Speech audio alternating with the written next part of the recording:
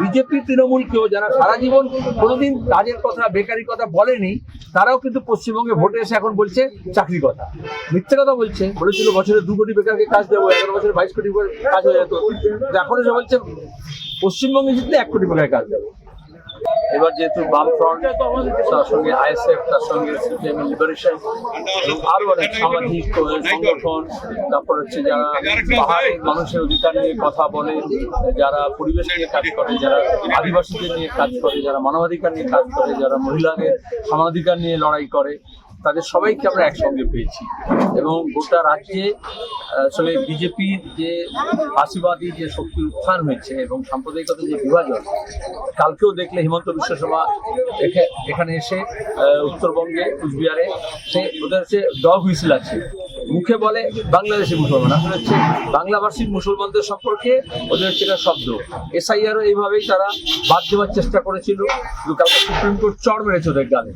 কারণ বাদ করেছে তো অনেক হিন্দু আছে, আদিবাসীও আছে, তপশিলি আছে, মতুয়া আছে, উদ্বাস্তু আছে, কিন্তু ওরা আমাদের দেশের যে সাংবিধানিক যে কাঠামো তাকে ভাঙতে চায়।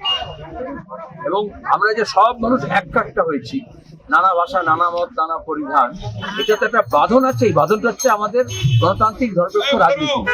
বিজেপি ওইটাকে শেষ করতে চাইছে যাতে মানুষের ঐক্যটা আলগা হয়ে যায়। দ্বিতীয়ত হচ্ছে এইবারে প্রথম আমরা অনেক পরিকল্পনা করে নেমেছি এবং যারা মন্দির মসজিদের নাম করে ভাগাভাগি রাজনীতি করছিল, তার বদলে রুটির প্রশ্ন, শ্রমিকের মজুরির প্রশ্ন, চা বাগানের শ্রমিকদের ন্যূনতম বেতনের প্রশ্ন, বন্ধ চা বাগান খোলার প্রশ্ন, 100 দিনের কাজকে 200 দিন করা এবং ন্যূনতম মজুরিটাকে বাড়ানো 600 টাকা করা। তারপরে সুপ্রিম কোর্ট যা বলেছে ন্যূনতম 22,000 টাকা। কন্ট্রাকচুয়াল যে ওয়ার্কাররা আছে, যারা বিভিন্ন সরকারি কেন্দ্র এবং রাজ্য সরকারের স্কিল ওয়ার্কার এবং কন্ট্রাকচুয়াল, তাদের কোনো নিরাপত্তা নেই। তাহলে এখন বিজেপি তৃণমূলকেও যারা সারা জীবন কোনোদিন কাজের কথা বেকারির কথা বলেনি, তারাও কিন্তু পশ্চিমবঙ্গে ভোটে এসে এখন বলছে চাকরি কথা।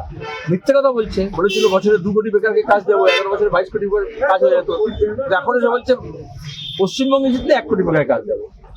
ওদের ডবল ইঞ্জিন সরকার। মণিপুরের প্রতিনিধি দেখছি কিভাবে জাতি দঙ্গা হচ্ছে, কিভাবে উত্তরপ্রদেশে নয়ডাতে ন্যূনতম বেতন চাইবে শ্রমিকরা, তার উপরে জুলুম করছে, গ্রেপ্তার করেছে আমাদের নেতাদেরকে, অ্যাক্টিভিস্টদেরকে। আবার মিরাটে যারা ব্যবসায়ী 50-55 বছর ধরে যারা দোকান চালাচ্ছে, সেই দোকানগুলো বুলডোজার দিয়ে ভেঙে দিচ্ছে। এই বুলডোজার রাজনীতির বিরুদ্ধে এবং পশ্চিমবঙ্গে তৃণমূল বিজেপিকে হাত ধরে নিয়ে এসছে। আর এই জন্য তৃণমূল এখন দেখবে ওয়াকআপ নিয়ে, এসআইআর নিয়ে, তারপর হচ্ছে তোমার কি ওবিসি নিয়ে, বিজেপির যা এজেন্ডা ওরা তাই করেছে।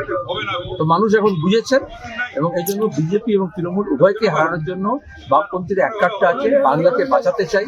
দেশ বাঁচবে যদি বাংলা না বাঁচে, আর বাংলা বাঁচবে যদি বাংলা মানুষের ঐক্যকে আমরা সংহত করতে পারি। এই যে প্রার্থীদের দিনে সিপিএম যে প্রার্থী দিল, তাদের কিছুটাও কি তৃণমূলের সিপিএম যে প্রার্থী দিচ্ছে বিভিন্ন কেন্দ্রে নির্বাচন, সেখানে কি তৃণমূলের কিছুটা সুবিধা হবে বলে?